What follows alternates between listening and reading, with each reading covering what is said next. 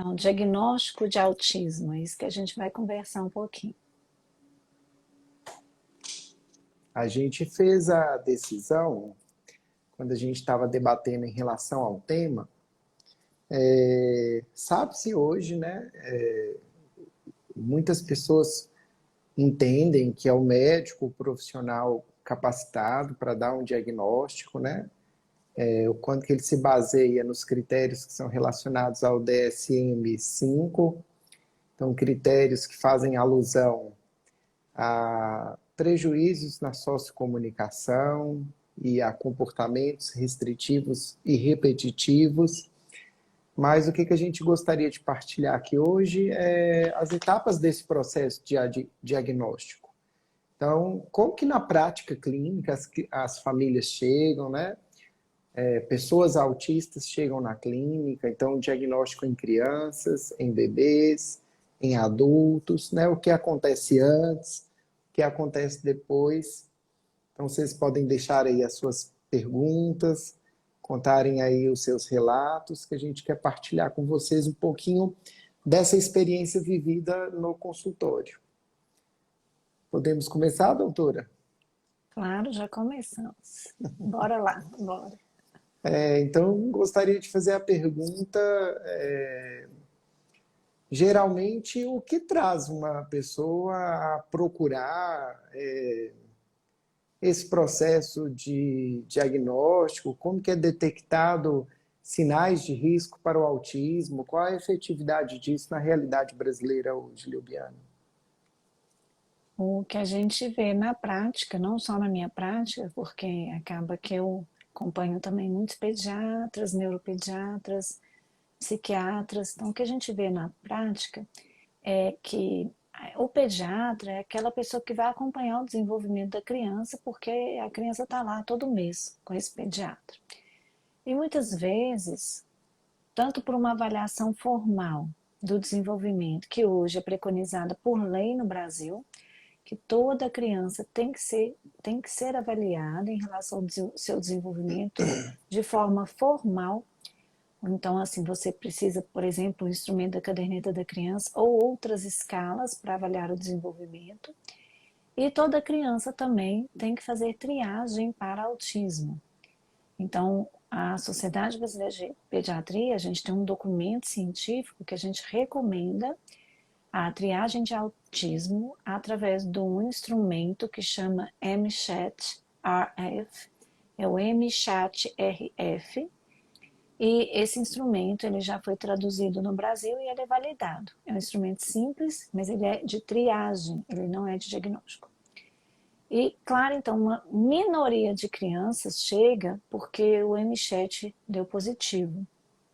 A maioria das crianças que chegam são aquelas que os pediatras encaminharam, porque viram, observaram atrasos de desenvolvimento, ou os pais observaram atraso, ou a escola falou que a criança tinha um atraso. Então é importante a gente entender de onde essa criança vai chegar, né? Assim, quem é que está prestando atenção a esse olhar, porque o olhar tem que ser de todos, não só do papai e da mamãe. E a gente sabe, né, Fred, que tem duas formas de apresentação do autismo. Uma delas é atraso desde os primeiros meses de vida. E a outra é uma regressão na comunicação, nos gestos, por volta ali de 1 ano e meio, 2 anos e pouco. Essa segunda forma, que é a regressão, ela faz com que os pais busquem mais rapidamente um especialista. Então, os pais querem saber por que ele parou de falar, por que ele regrediu. E a outra forma, às vezes, os pais têm uma lentidão, que é aquilo que a gente falou, né? Ah, cada criança tem seu tempo, vamos esperar. E nem é de maldade. São pais que não têm tanta experiência, né, Fred, com outras crianças, outros bebês, ainda mais na pandemia, que esses pais também ficaram enclausurados aí dentro de casa, né, Fred? Acho que é importante falar que o pediatra, sendo o profissional por excelência, né, a fazer consultas de puericultura para acompanhar o crescimento, o desenvolvimento das crianças e a obrigatoriedade de ações de vigilância em saúde, mas também a avaliação para triagem relacionada ao autismo, a gente também deve lembrar de capacitar pais, né, atores escolares, também para que possa ser identificado o quanto antes riscos relacionados ao desenvolvimento. Nós temos feito muitas visitas escolares e dentro dessas visitas temos a oportunidade de conversar com educadores, né, que já trazem em si uma ampla experiência decorrente da amostra de crianças que elas, né, acompanham ao longo aí do seu exercício profissional. E também temos tentado fazer isso em relação aos pais, claro que de maneira mais discreta. Existe um movimento importante no CDC que tenta, de maneira visual, demonstrar aos pais aquilo que é esperado para as crianças em cada idade, né? Então, o quanto que é mandatório comemorar marcos, mas comunicar atrasos, para que, identificando esses atrasos, que possam ser sinais de risco para o autismo, a gente possa passar para que um profissional capacitado possa realizar o processo diagnóstico. Só que, junto com esse processo diagnóstico clínico, uma avaliação clínica, uma avaliação técnica, baseada em critérios, existem vários desdobramentos desse processo diagnóstico, como a indicação da intervenção correta, o acolhimento aos pais, né, a construção de uma estrutura que possibilitará, de agora em diante, oportunidades para o desenvolvimento dessa criança. Então, relacionado, Liubiana, a essa questão, né, do acolho da família, do acolhimento da família, das orientações familiares, o que a gente vê no consultório de um neuropediatra infantil? Chega a criança lá atrasada, né, com sinais de risco para o autismo, face, né, esse discernimento por uma coleta técnica de sinais de risco e identificação ou não do transtorno, mas e depois? Né? Eu entreguei ali um diagnóstico no colo da família. O que você tem para nos dizer? Né? Quais histórias que a gente tem para contar em relação a isso e a sensibilidade que se é devida? A primeira questão é esclarecer que no Brasil quem dá o diagnóstico é o médico, mas em outros países tem outros profissionais que podem dar o diagnóstico desde que eles sejam especialistas também no transtorno do espectro do autismo. Então, por exemplo, o Fred, ele é especialista em autismo pela UFMG. Então, em outros países, né, assim, outros profissionais especializados podem dar o diagnóstico. O que a gente observa? Então, essa família vem porque tem um atraso ou porque alguém encaminhou. Nesse primeiro momento, principalmente agora, que a gente está vivendo aí nesse pós-pandemia, vou até falar de pós-pandemia, onde as crianças ficaram muito isoladas, primeiro eu vou destacar aqui uma cautela em relação ao diagnóstico. Cautela. Porque a gente conversou muito nas outras lives que o cérebro da criança ele vai depender tanto de uma genética quanto do ambiente. Há uma interação entre a genética e o ambiente. Essa interação que vai fazer com que a criança aprenda a falar, sorrir, olhar. E o ambiente ficou muito restrito. Os pais, muitos ficaram muito sobrecarregados em home office, trabalhos de casa com criança o tempo inteiro. As crianças ficaram muito restritas de estímulos. Então é um momento de cuidado. Mais importante, pessoal, mais importante, não é nem fechar logo o diagnóstico, é detectar se essa criança tem atraso e se tem atraso, iniciar imediatamente intervenção. Então, se a gente detecta que a criança tem atraso, como que a gente vai fazer isso? A gente vai fazer uma consulta, a família vai preencher formulários, a gente vai fazer uma anamnese bem feita, perguntar os dados dessa criança, os marcos do desenvolvimento, vai perguntar também dados da saúde global, a gente vai fazer uma abordagem em relação à história familiar, história gestacional dessa criança. E nessa investigação clínica, existem instrumentos, questionários também que a gente vai aplicar. Junto com essa avaliação, a gente vai fazer também o exame físico e depois a gente vai definir se precisa de algum outro exame ou não. E na brincadeira ali com a criança, que para a família parece que a gente está brincando, a gente vai aplicando testes relacionados ao autismo e a diagnósticos diferenciais. Aí a gente percebe, então, que a criança tem um atraso pelas escalas internacionalmente já definidas. Então, a gente percebe, não pela minha experiência, mas diante do que é esperado para cada idade. E a gente precisa passar isso para os pais. Os pais estão lá com o coração pequeno, a maioria deles chega muito ansioso, muito preocupado. É um momento muito delicado da vida desses pais, então a gente tem que ter todo o cuidado. Claro que os pais têm todo o direito de saber o que o filho tem. Aliás, o diagnóstico não é do médico, é da família, porque é da criança. É direito dos pais saberem ter acesso, eles estão levando o filho lá para ter informação sobre o que a gente está avaliando. Então a gente também não pode, né? Não vou falar isso, não, tem que ser falado. Agora, a forma com que é dito, a forma que a gente fala, precisa de ser uma forma de esclarecer esses pais e de instrumentalizar esses pais para poder fazer com que eles sejam coautores desse processo de reabilitação, de estimulação, e para que eles sejam também modelos de comportamento, de comunicação e de leveza. Isso é muito complexo, porque o pai está recebendo ali um diagnóstico de que o filho tem um atraso e, ao mesmo tempo, ele precisa de amanhã estar sorrindo para o filho para poder o filho se desenvolver. E é isso mesmo, porque o cérebro não espera. Então, a sensibilidade diagnóstica e o prognóstico vai depender do quão a gente consegue acolher e realmente ajudar esses pais a se sentirem motivados e engajados nesse processo de terapia, não é, Fred? Acho que é importante dizer que cada história, cada família vai precisar, além da experiência, da precisão técnica e da evidência científica, de quais escalas utilizar e, baseado no DSM, dar um diagnóstico médico de forma correta, a sensibilidade humana que o médico precisa trazer para subjetivar, captar a história de cada um, que cada família traz no coração, né?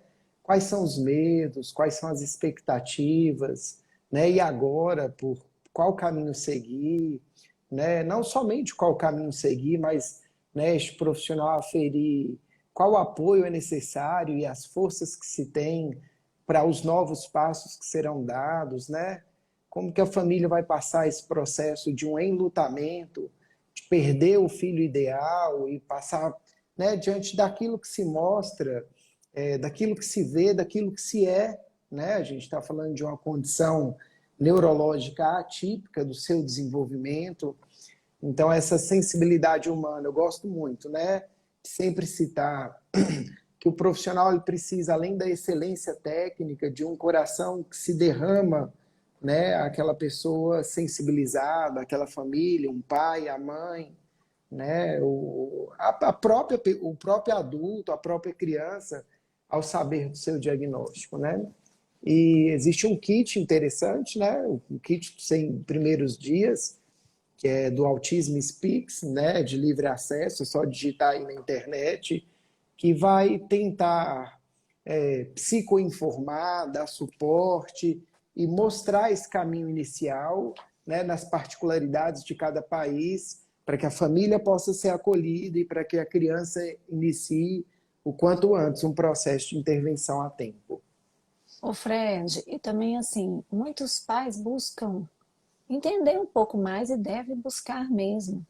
Mas é importante buscar fontes seguras, porque no Google, inclusive artigos científicos, eu sou revisora de várias revistas científicas internacionais, quer dizer, eu avalio o artigo para ver se ele vai ser publicado ou não.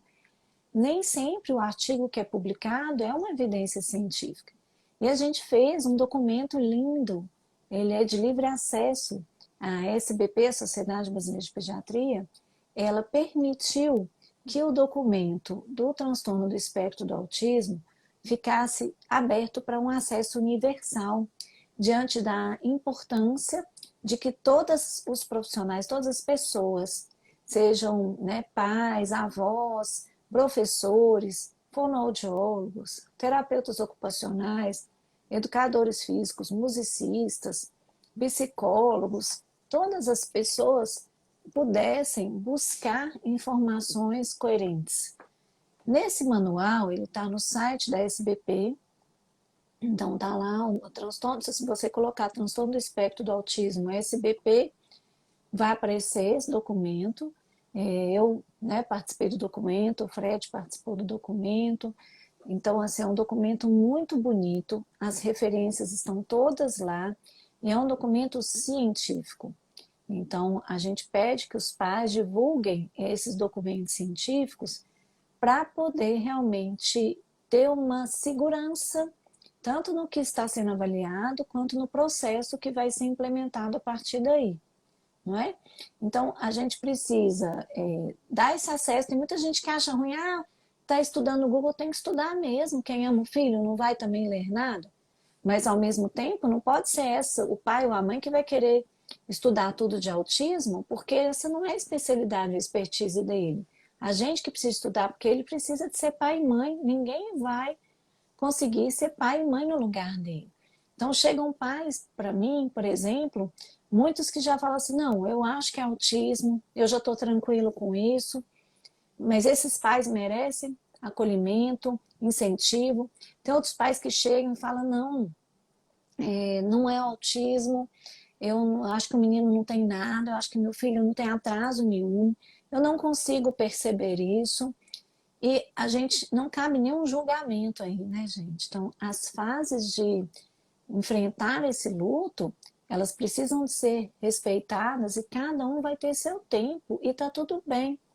A maioria dos pais, mesmo aqueles que não aceitam o atraso, eles vão cumprir as estratégias de estimulação. Então é tão bonito isso, porque eles estão buscando ali, e mesmo às vezes até discordando, é até interessante que tem gente que não concorda, e é muito bacana também, porque é uma discussão e é uma forma às vezes de ver. Tem gente que quer falar, mas é criança índigo, é criança cristal, é um outro tipo.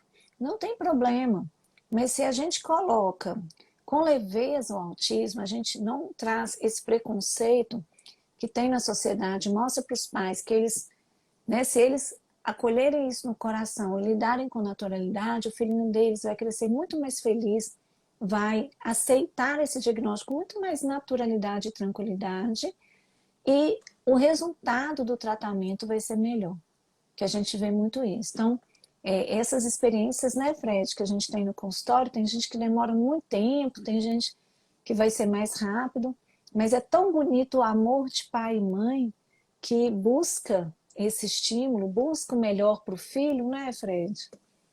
Eu acho que algo que eu gostaria de destacar, dando continuidade à sua fala, doutora Liubiana, é que não somente no momento do diagnóstico são necessários sensibilidade e indicações de qual caminho seguir. A gente tem que continuar com essa sensibilidade ao longo de todo um processo.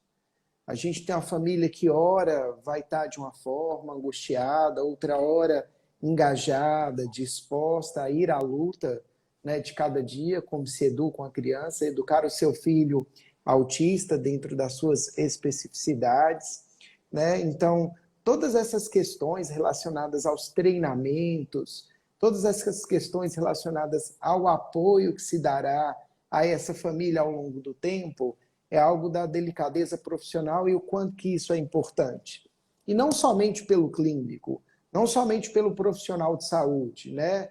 Mas esse apoio deve ser dado pelos familiares, né? Pelos atores escolares, né? Às vezes a gente vê famílias com a dificuldade imensa de comunicar um diagnóstico aos familiares, de comunicar um diagnóstico à escola, e por mais que isso seja da sua do seu livre consentimento, da sua decisão, né? A gente deve respeitar a comunicação ou não diagnóstica a quem de direito. A gente deve entender, por um outro lado, que muitas vezes essas barreiras são causadas por causa do preconceito social, pela inabilidade de acolher essas crianças, da estigmatização que se faz de uma família que tem uma criança no processo de diagnóstico ou já com o diagnóstico de autismo. E eu gostaria de dizer, de coração aberto, o quanto que nós devemos acolher os pais dessas crianças.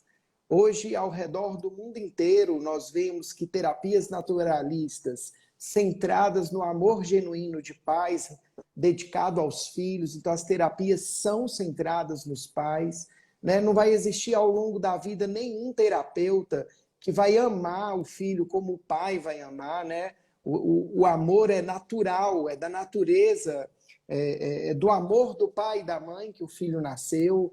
Então a gente precisa tirar de dentro desses pais o melhor deles, né?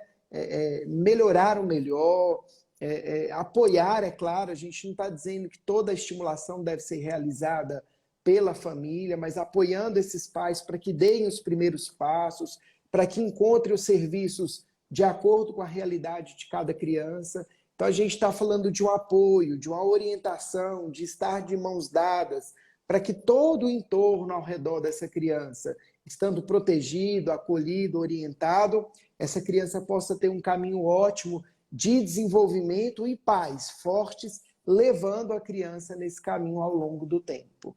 Acho que é importante deixar isso aí muito claro para quem está nos ouvindo.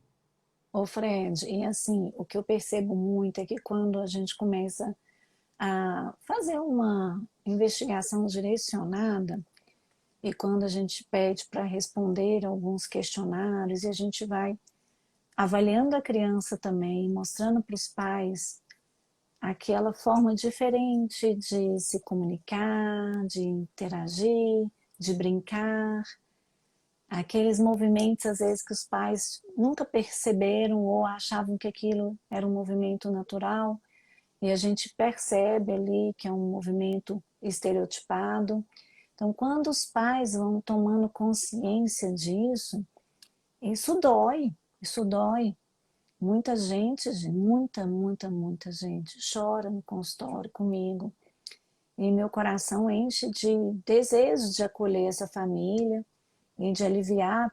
Sempre eu falo que a gente é instrumento de Deus no universo, que a gente está ali tentando trazer para aquela criança uma oportunidade para que ela seja feliz dentro das possibilidades dela, porque o autismo é um espectro.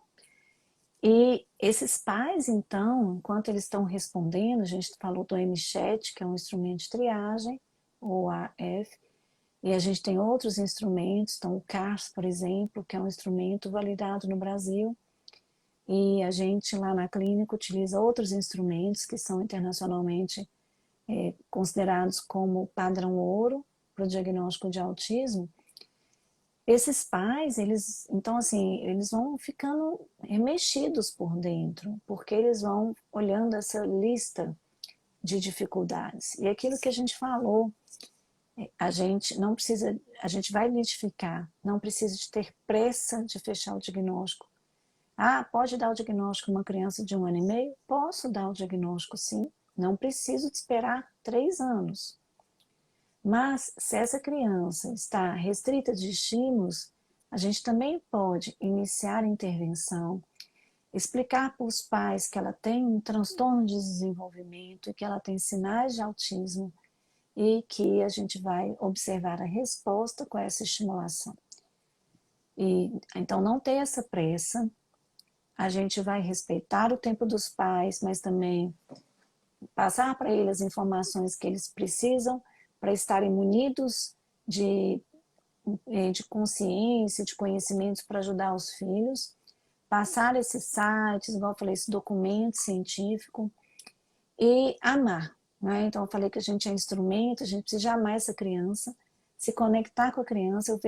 Eu vivencio momentos maravilhosos com os meus pacientezinhos no consultório, sejam bebês lactentes, crianças, adolescentes, adultos. Eu vivo momentos lindos, que são momentos de troca, é um momento de conexão, então isso é bonito. E com a criança autista, com o autista, a conexão ela acontece, mas ela é um pouco diferente, mas ela acontece. Então é tão bonito também quando a gente consegue mostrar isso para os pais, que às vezes os pais falam assim, não, ele não tem sentimento, ele não demonstra emoção, ele não entende o que a gente fala. E aí a gente vai ali mostrando e os pais se enchem de esperança. E claro que vão para casa, vão chorar, vai chorar, não tem problema chorar. Vai sentir no coração, vai questionar, é natural questionar. Por que que aconteceu isso comigo, com meu filho? Não era o seu desejo, não era o desejo dos pais. E os profissionais precisam de ter essa sensibilidade. Tratar uma criança com autismo, um adolescente com autismo, é tratar também da família como um todo. E a gente vai falar, inclusive, sobre isso. Mas hoje a gente falando do diagnóstico, eu acho que é essa questão também de não retardar o diagnóstico. Então não é também, ah não, não tem nada, ah não, porque aí a gente perde o time, o tempo ideal para estimular o cérebro, onde esse cérebro vai responder muito mais efetivamente. Então retardar o diagnóstico não é respeitoso. Por isso que a gente precisa estudar, ter conhecimento para oferecer o que tem de melhor no mundo para essa criança e para essa família, com muita responsabilidade, responsabilidade tanto científica, baseada em evidências, mas responsabilidade também amorosa, como ser humano, com empatia, e colocando a nossa experiência a serviço do outro, né, Fred? É, logo quando essas crianças recebem um diagnóstico, então quando a gente detecta sinais de risco e a criança é indicada para um serviço de intervenção precoce, a gente chega com pais, né, pós-diagnósticos, cheios de dúvidas, de angústias, e acho que se eu pudesse dar dois recados que são universais a todos, dentro das particularidades, tanto do filho como da história pessoal de cada um, sem dúvida nenhuma, a primeira é melhorar o melhor da gente. É o que todos os pais escutam, é o que eu me proponho ao dar as mãos e apoiar uma família que tem uma criança autista, é tentar tirar de dentro deles aquilo que eles já trazem, né? Relacionado ao afeto, à educação, claro, pautado também com estratégias comportamentais, científicas, necessárias para as particularidades que são relacionadas a um desenvolvimento atípico, no caso do autismo, mas o convite sempre é o mesmo. Eu não estou falando de um romantismo. Vários estudos indicam um nível maior de sobrecarga de estresse em pais de crianças com atrasos no desenvolvimento, com transtornos, e não é diferente no caso de crianças autistas, mas ainda assim existe uma oportunidade de que a gente possa, de certa maneira, evoluir o sentido existencial da nossa estada aqui na Terra e o quanto que quando os pais se conectam com os filhos, nós podemos tirar daí lições incríveis de vida. Então, melhorar o nosso melhor, se conectar com aquela criança que se conecta de uma forma diferente. Então, será necessário de nós também aprender a se conectar de uma forma diferente. É interessante ver como que a não reciprocidade nos afeta, né? O quanto que é dolorido para um pai fazer um investimento afetivo e não receber de volta esse investimento do seu filho, né? Eu lembro que certa vez eu fiz a barba e a minha filhinha mais nova, dos 3 filhos, ela não me reconheceu, e o quanto que isso para um pai é doloroso. Tem estudos demonstrando recentemente que até os 6 primeiros meses o investimento afetivo dos pais não é diferente de crianças típicas para crianças atípicas, segundo seus relatos, mas pela não reciprocidade, esses pais vão deixando, pela falta de resposta dos bebês, o investimento afetivo em relação à sua magnitude, e nós precisamos trazer esses pais de volta o quanto antes, e isso é um trabalho de artesão, claro que técnico, científico, mas dentro da particularidade de cada um, então melhorar o nosso melhor é algo muito interessante. Por um outro lado, o segundo recado que eu gostaria de dar é que precisamos conectar com o real. Embora temos que deixar as expectativas de lado, é o nosso filho e não existe um ex-filho. Ele vai precisar do nosso amor, do nosso carinho. Imagina você que está ali com a namorada, encantado, apaixonado, né, por uma imagem que você cria de uma pessoa, e no casamento aquela pessoa vai deixando de ser aquilo que você idealizou, pelo simples fato que se está apresentando quem de fato é, quem de fato foi o tempo todo. Então, deixar de lado esse amor idealizado, esses projetos, e ter um convite a um amor real, genuíno, é uma tarefa difícil e que talvez seja necessário suportes substanciais também aos pais. Então, acho que é importante fazer essa reflexão. Bem bonito demais, Fred, ouvir você falando, a gente fica muito feliz. Tem um vídeo, gente, que a gente fala sobre diagnóstico. A gente lançou esse vídeo agora, então é interessante assistir o vídeo sobre o diagnóstico. Escrever também os comentários, sabe, assim, para que outras pessoas possam se sentir motivadas a buscar, porque é um momento difícil, mas ele é necessário. O diagnóstico é necessário, porque se a gente entende que essa criança está no espectro do autismo, a gente vai também entender como devemos estimulá-la da melhor forma. Porque ajudar essa criança com autismo a aprender é diferente de ensinar outra criança que não tem autismo.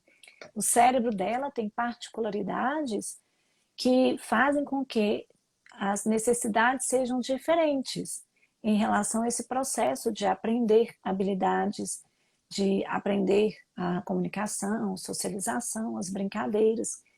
Então, esse processo é um processo, mas é um processo necessário e que vai fazer toda a diferença. Eu falo muito assim com os pais. Esse momento é um momento delicado, mas você lá na frente vai ver o quanto que é importante esse momento, o quanto que fez diferença você realmente trazer o seu filho o quanto antes, para que ele possa ter os melhores resultados. Esses dias eu atendi uma mãe que ela falou assim, olha doutora, eu consultei meu filho com você, acho que foi há 7 anos atrás, e eu não, na época você deu o diagnóstico de autismo, eu não concordei, mas hoje eu estou aqui de volta porque ele realmente tem autismo. Eu preciso muito da sua ajuda, das suas orientações. E ela abriu e eu ri muito, né, com ela, assim que falei, olha, isso acontece com muitos pais, se sinta acolhida, isso é natural. Esse processo aí, né, de aceitação, mas o bonito foi que ela não deixou de se conectar com o filho, de estimular o filho. Então, é interessante a gente compreender o quanto é necessário essa avaliação precoce para não deixar, não adiar. Muitas vezes eu dou o diagnóstico de autismo com 8, com 10 anos, porque o menino nunca buscou antes, a família nunca buscou antes uma avaliação, por medo, e não cabe também nenhum julgamento. A sociedade traz muito isso, que não deve, não precisa de buscar, nossa, neuropediatra, psiquiatra, né, psicólogo, fonoaudiólogo, terapeuta ocupacional. E assim, a gente queria também destacar a importância dos professores nesse processo. Então, claro que o professor não vai olhar e falar, tem autismo.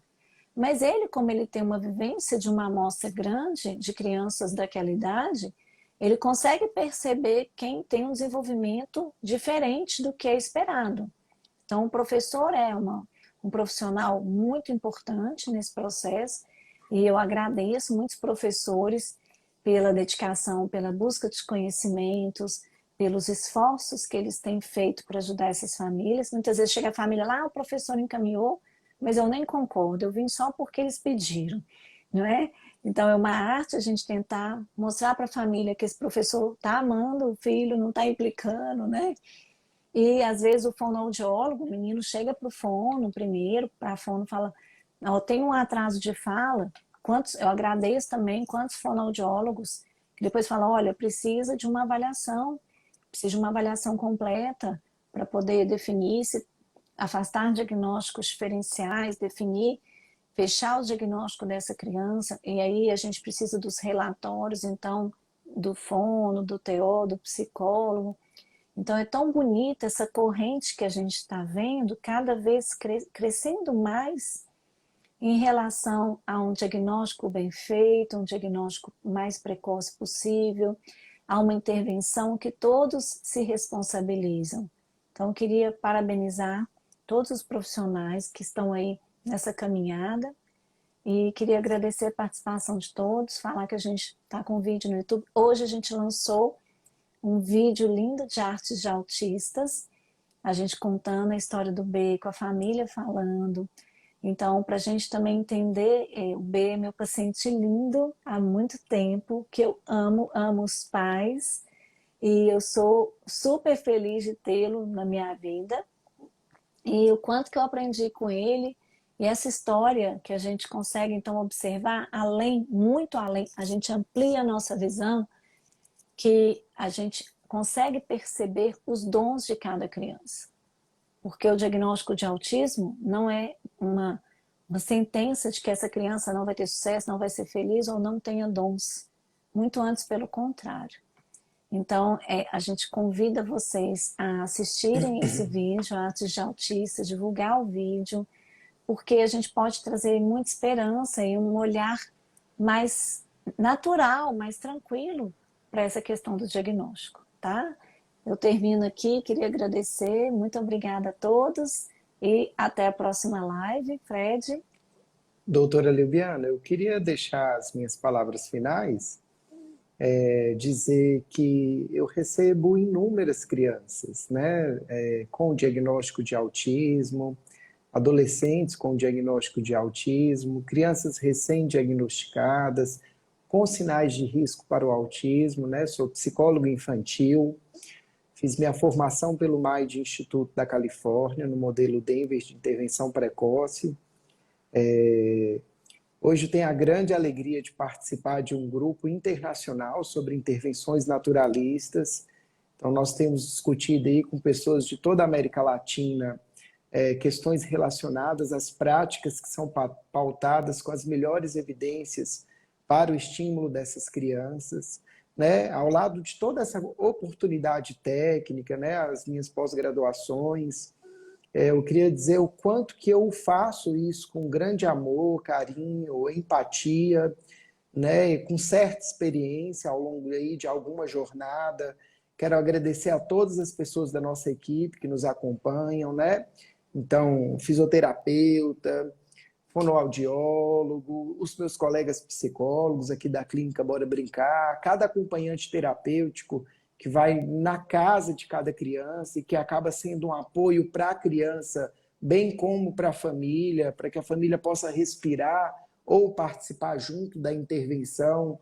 Mas o recado que eu gostaria de dar, falando tudo isso, é o quanto que nós precisamos criar ao redor dessas crianças diagnosticadas com autismo e ao redor dessas famílias, círculos de amor e cuidado, né? Claro que são necessárias orientações técnicas dentro de um programa, escolhendo, né, objetivos que possibilitarão uma funcionalidade maior para essas crianças, felicidade, qualidade de vida para as crianças e para as famílias, mas tudo isso parte, e aí é aqui que eu quero fazer o meu agradecimento, as minhas palavras finais, o quanto que nós temos nos reunido em torno dessas famílias, o quanto que nós temos reunidos em torno dessas crianças, criando elos de evidência científica e de amor verdadeiro para que elas possam seguir o seu caminho com naturalidade e desenvolvimento.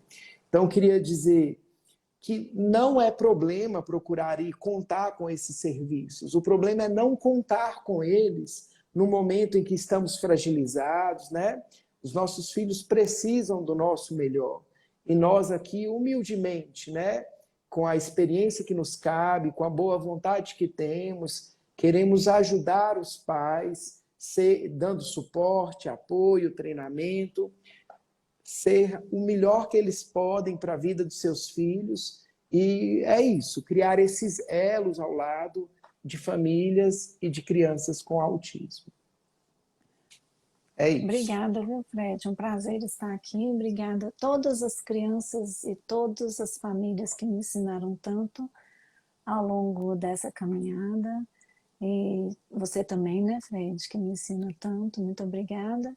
E até amanhã. Até a próxima. Até amanhã. Tchau, tchau. Nossa live fica gravada no YouTube. Segue lá o YouTube, se inscreve no nosso canal. Amanhã a gente tem mais outra. Um beijo, boa noite. Canal Bora Brincar. Beijo.